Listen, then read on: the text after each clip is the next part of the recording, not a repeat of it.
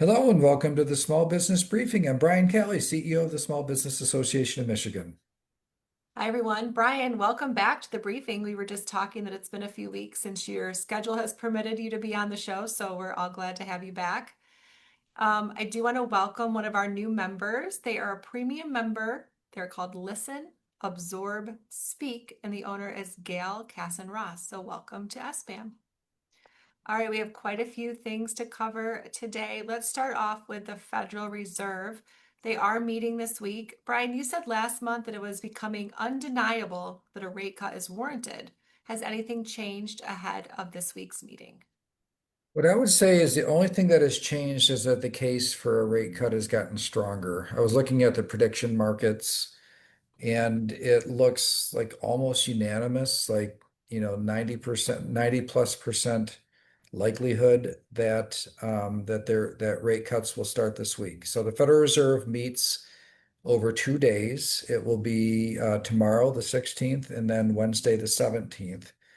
And it will be at 2 o'clock on the 17th. 2 o'clock in the afternoon on Wednesday is when we will find out what the final answer is. Now, looking back to the last time the chair of the Federal Reserve, Jerome Powell, had spoken publicly about this, he did know I took some notes from that and I've just saved them till the next time because I was not in the briefing for a couple really for almost the last month.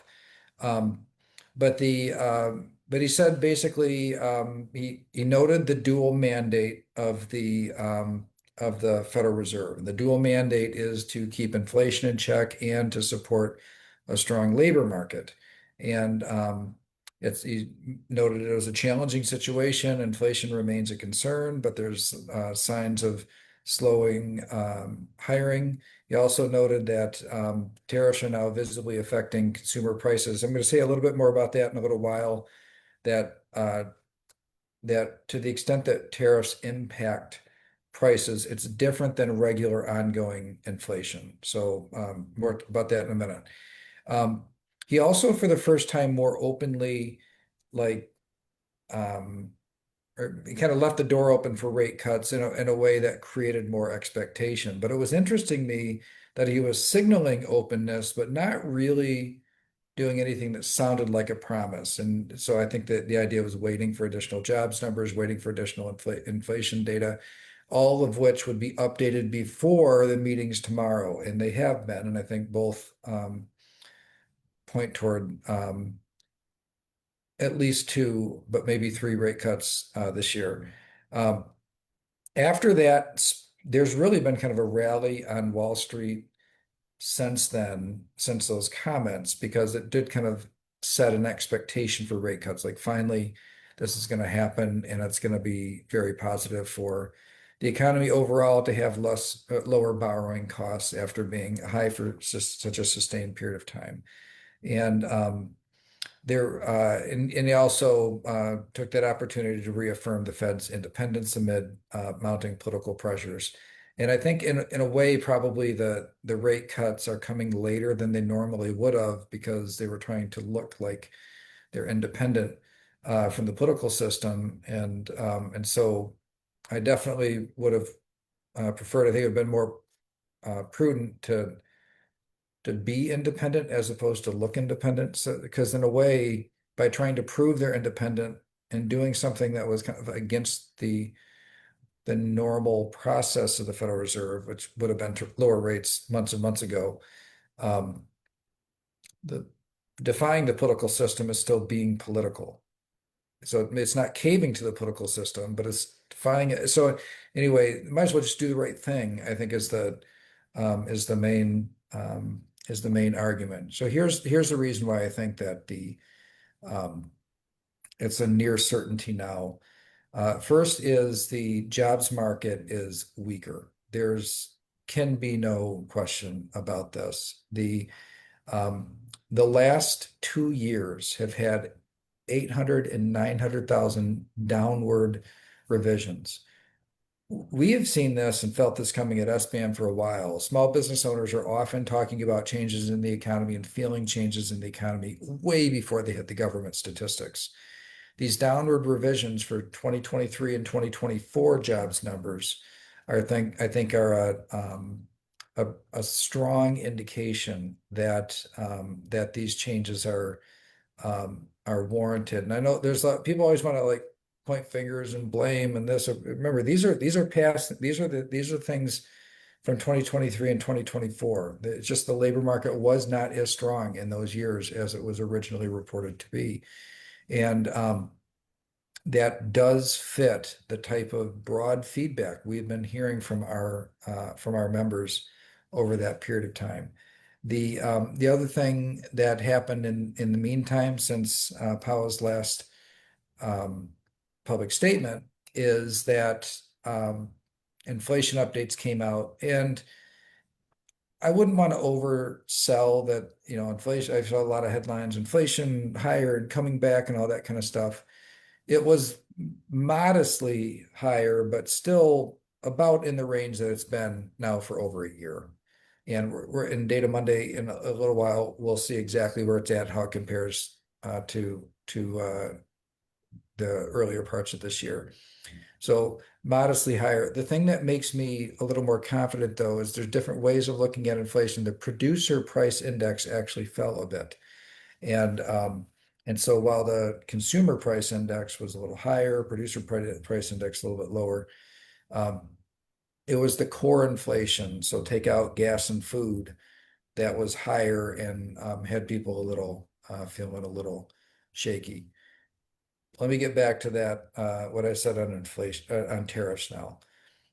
Tariffs have an impact. Okay, they do. They impact somebody. They impact either the producer has to pay tariffs, the consumer is either willing to, whether the elasticity of the price will determine whether or not it hits the consumer. If the price is inelastic, then it won't hit the consumer. If it's elastic, it will hit the consumer. It's just there's not, it defies kind of a sweeping broad answer on who pays it, but somebody pays it. And the to the extent that it affects prices, it creates a one-time impact on price. So as these changes are adopted into the market, one of the reasons why I think it's makes sense not to be overly concerned about a slight uptick in inflation right now is because these changes are being kind of absorbed into the system. But it's not like tariffs. I mean, maybe they'll get increased again in the future, but that's what it would take. Once they get absorbed in there, they're in the price. There's not future price increases for static tariffs. Okay, so that's why I think that the the tariff situation is more of a one-time hit and price adjustments, not like an ongoing, continuously increasing hit. So just some thoughts, but at the end of the day, you know, I think on Wednesday we'll see a 1/4% increase, and then in future or 1/4% decrease, and then one or two more 1/4% decreases before the end of the year. And then it's too hard to predict anything beyond that, but those feel fairly locked at this point. It's hard for me to imagine a different course again, unless inflation numbers really take off. All right, well, thanks for that update, and we'll certainly cover the outcome on next week's show. All right, Brian, it's been a little while since we've talked about the Earned Sick Time Act here on the briefing, but there is another deadline quickly approaching. Can you give us a little bit of insight into when that deadline is and who is impacted? The Earned Sick Time Act was passed earlier this year as a result of a citizens' initiative and a court battle and then some legislative adjustments, and then it settled in the first quarter of this year. And those businesses with 11 or more employees are already supposed to have complied with it. But one of the changes the legislature made was for those businesses with 1 to 10 employees that they have until October 1st. So that's the deadline coming up. If you have 1 to 10 employees, then your deadline is coming up on October 1st, and that is just around the corner. And as a reminder, what this is, it's an entitlement earned sick time or sick time allocation for employees. And it applies really across the board. So any business with employees in Michigan is subject to this. There's no exemption for small companies. They just delayed when it applies to the smallest of businesses. And you can do an upfront benefit. You can do one that accrues an hour for every 30 hours worked. Um, and there's the 1 to 10 employee categorization, the maximum benefit or the minimum benefit each year is less than a company that has 11 or more employees, but it's generally the same overall system that has to be complied with. So we have coming up a series of additional webinars. Maybe you were in it before. You were in one of these webinars before. We did a whole bunch of them in the spring, and worked with thousands of companies on compliance with the Earned Sick Time Act. It is a mandate. It's now under state law an entitlement for employees.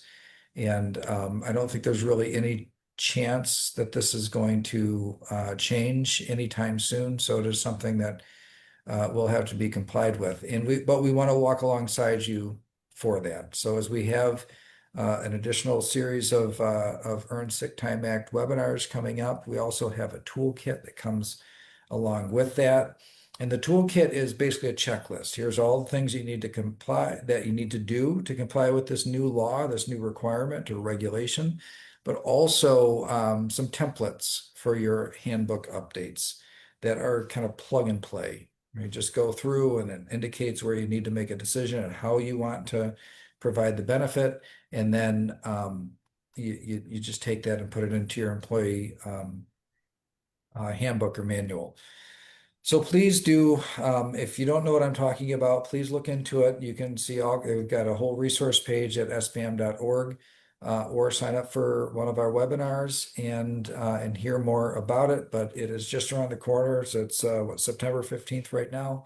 So 30 days has September. Here's 15 more days until this applies across the board to everybody. All right, I did share the link for the September 18th webinar, but if you just look at sbam.org/events, you'll see the other two we have coming up, I think on the 29th of this month, and then again in October. So even if you're in that 11 or more employee range and you're still not sure about your compliance level or have some questions, feel free to tune in. And this is a great opportunity to hear directly from Brian and our Director of Human Resources, Scout Sparks, on how to become compliant. Yeah, that's a good point, Sarah, too, that if even if you say you're 11 or more and you've implemented this, it wouldn't be a bad idea to kind of check in and make sure that that like I know the way it worked was like people learned about it and then they implemented it. And there's so many kind of like now you got some experience maybe under it. It might be a good idea just to check in with one of these webinars and just make sure that what you've been doing sounds like it matches up with the rules. There's been just a minor or slight revision in one provision of the FAQs that the state has published, and it has to do with when employees if you have an employee in another state, but they periodically spend some time in Michigan, creating a threshold there. Other than that, everything else is pretty straightforward. It's not, I'd given kind of an example. I don't know if they clarified this rule, but I had given an example in our webinars that the way that the law is written, it appeared to apply to, like are the Lakers going to provide LeBron James Earned Sick Time Act benefits for the time that he worked in Michigan for a basketball game? Yeah, like that sort of thing. It was really kind of broadly written that way that somebody could just be like here for a day and covered under this law. They've really tried to address that. Not very many businesses would be impacted by that anyway, but or at least not many small businesses would be impacted by that, but those around border communities would or could. So that's that is one of the changes. Other than that, it's the same, but it still makes sense to check in. Just make sure, final check that you're doing it right. All right, Brian, let's talk about one of our exciting programs here at SBAM. It's the Women's Entrepreneurial Fellowship, and we are accepting applications for the second cohort. Do you want to talk a little bit about this? Yeah, this has been so we had this is the second. The first was really a great success where it's a small group of women entrepreneurs that spend time together in just advancing skills, knowledge, ability, and all different facets of running the business. And this was an idea that we actually contemplated and started planning for all the way back in 2019. And we had intended to move forward with something in 2020, but then the pandemic happened. It really kind of set these plans back. But last year we did launch it, and we're thrilled with how things turned out with the first cohort, and now the applications are open for the second cohort. So if you'd like to spend some time and working, people, there's this old saying that you're always working in your business, but don't necessarily have time to work on your business. This is working on your business and with other people that are similarly situated. This is mainly for mature businesses. This is not like a startup business thing. So this would be people that have been in business for a while and are looking to kind of launch into that second stage or really take it to the next level. And we've got some other plans for earlier stage business that haven't gelled yet. We don't have it ready to launch, but we haven't forgotten about that. It's just this one is really for those established businesses looking to take it to the next level. All right, so I did share the link to apply. It's sbamwef.org. But I wanted to mention that tonight at 6 p.m., the director of the program, Kim Bodie, she's going to be live on LinkedIn answering questions about the program and how you might get involved. So tune in. You can find her, Kim Bodie, or 834 Integrated Communications on LinkedIn. SBAM will share it too when it's going live. And just tune in and have a chance to ask some questions if you are interested. All right, so Brian, we kicked off our gubernatorial candidate series last week in Grand Rapids, where we hosted Mayor Mike Duggan. I'm hoping you can give us a little recap into his comments at that event and then let us know who's coming next. One of the things that we love to do at SBAM is give small business owners direct access to the people who aspire to represent them in office, including high offices like governor. And this next governor's race in Michigan is a very, very popular office for people to seek. There's lots of candidates running, lots of candidates that really, sometimes you have like just a few candidates that are like serious, and then others that would have a hard time maybe breaking through. In this case, there are lots of serious contenders for this office. We have, as Governor Whitmer is term limited from office.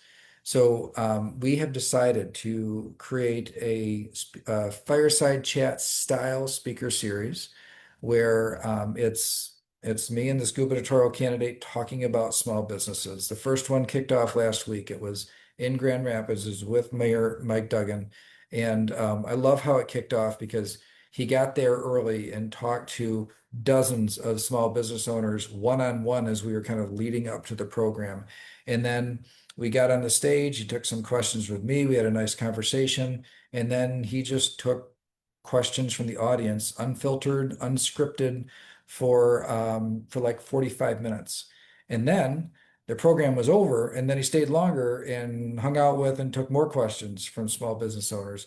This is such an opportunity, and I don't want you to miss it. Maybe you missed that first one, but we've got 7 more that are coming up. So Mike Duggan is an independent candidate for governor. There are Republican candidates, Senator Eric Nesbitt, former Attorney General Mike Cox, former Michigan Speaker of the House Tom Leonard, and let's see, I should have been writing notes. I forget who I said and who I didn't. Um, the Oh, and John James, Congressman John James. So those are Republican candidates that have been invited and accepted our invitation.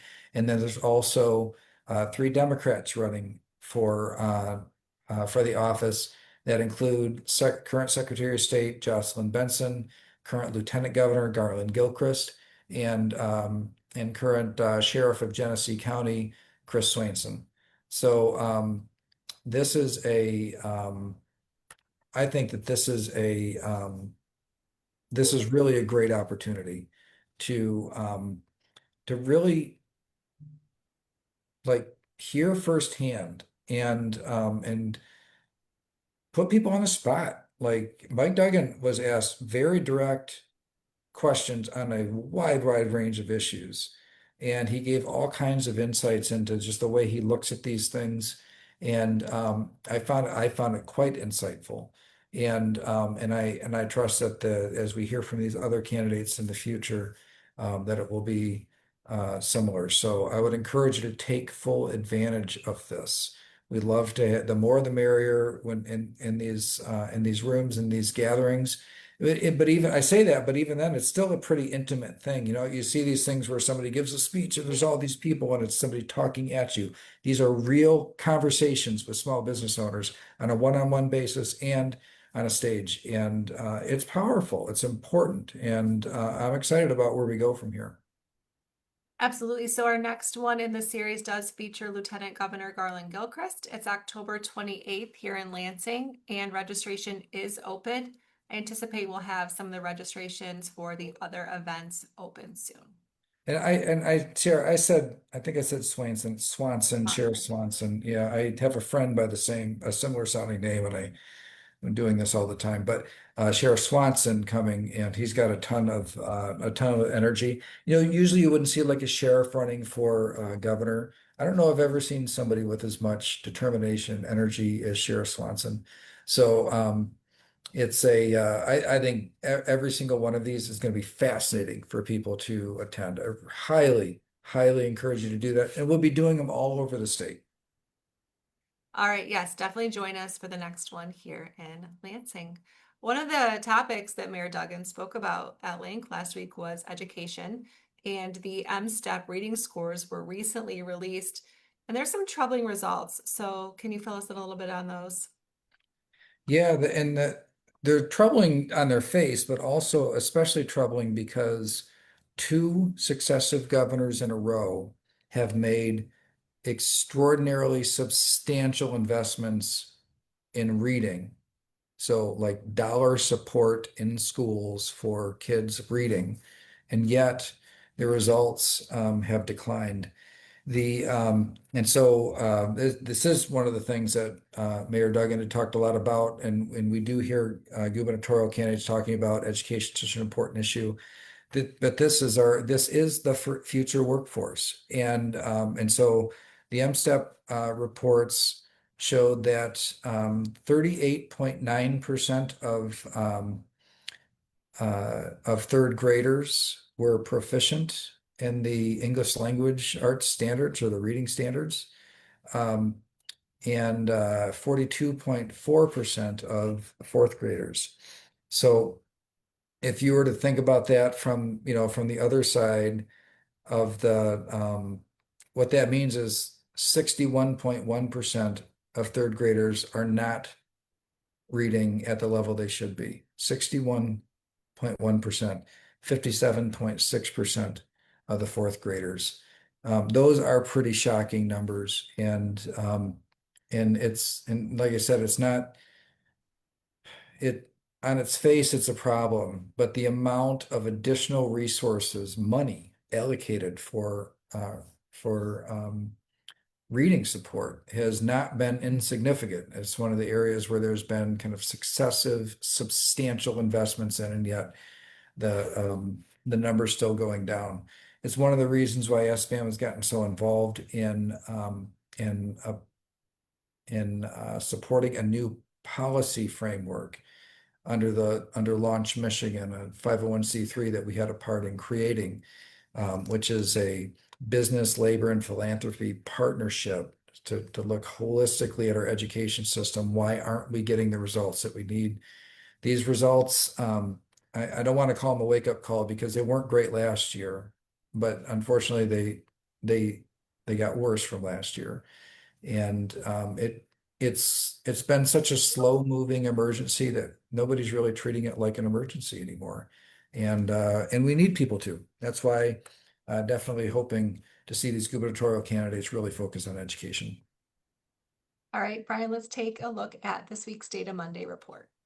All right. As we get into Data Monday, we're going to basically highlight two things that we verbally talked about, but you get a better sense as you look on the screen here for what the revisions are in the jobs market and then where things stand inflation-wise.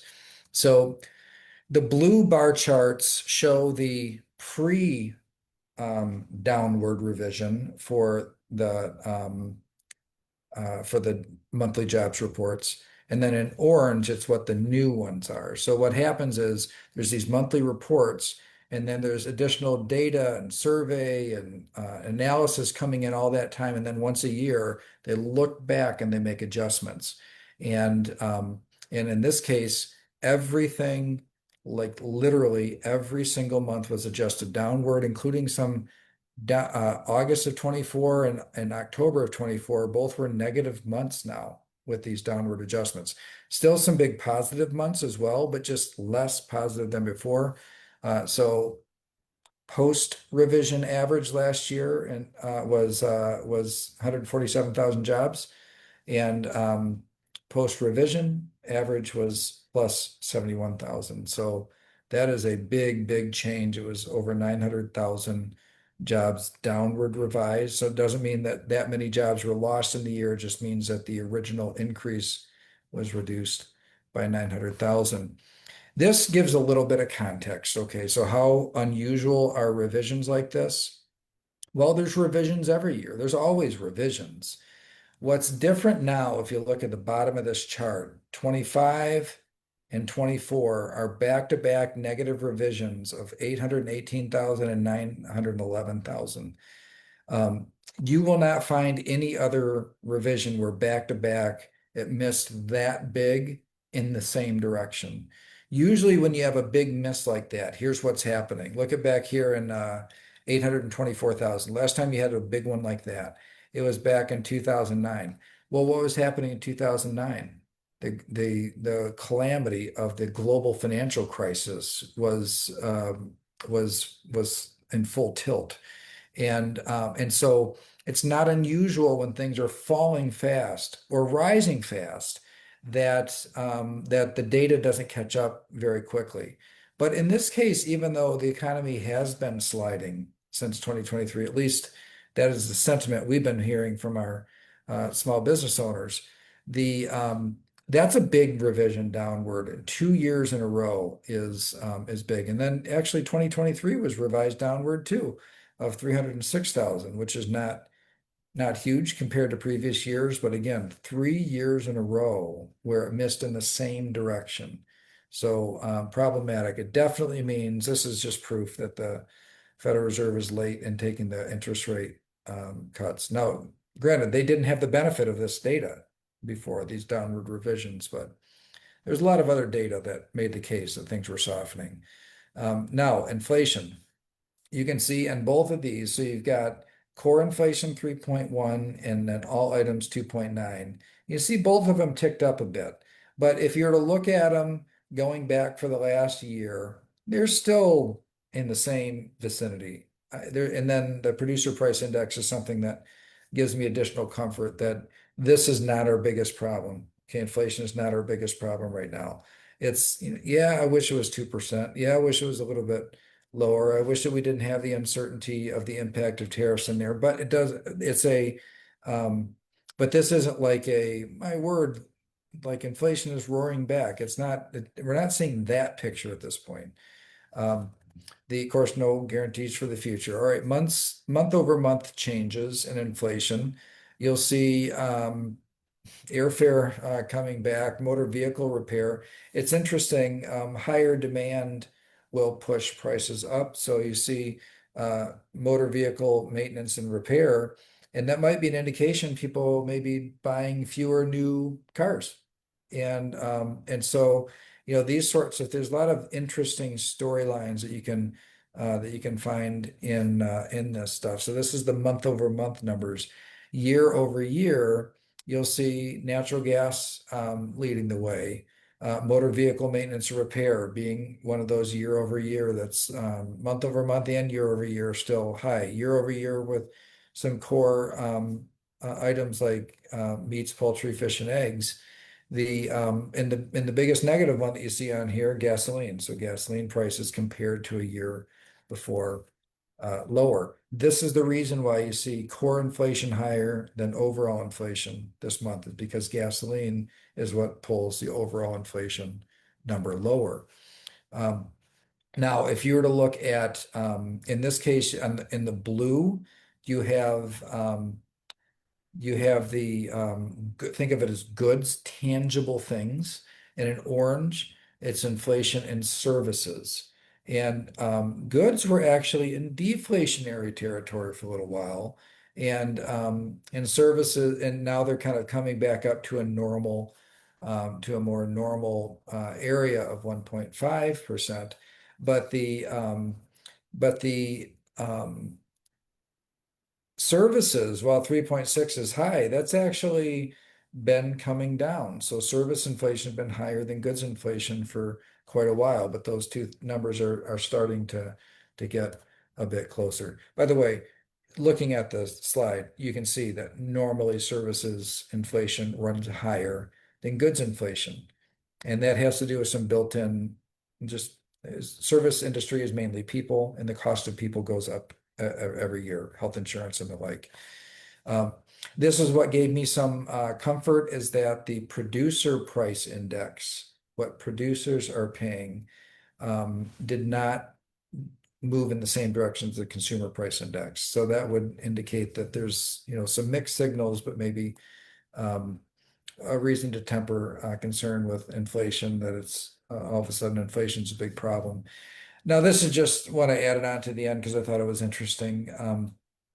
The the work from home, exclusively remote, hybrid, and on-site work.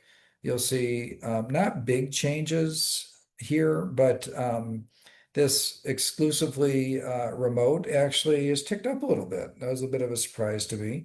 And and then this hybrid percentage has gone down. So what this would tell me is um, that some hybrid employees have moved to exclusively remote. I wonder whether or not, this is just conjecture, but I wonder whether or not some employers are letting people kind of try out their productivity as hybrid and then earn their way into remote. But overall, even though you saw those two things moving slightly, it looks very stable. It looks like things have settled to me in kind of a normal or a new normal of remote versus hybrid versus in person. All right, well, thanks for that report, Brian, and thanks everybody for tuning in today. We'll see you next week at 3 o'clock. Have a great Thanks, week. everybody. See you next time.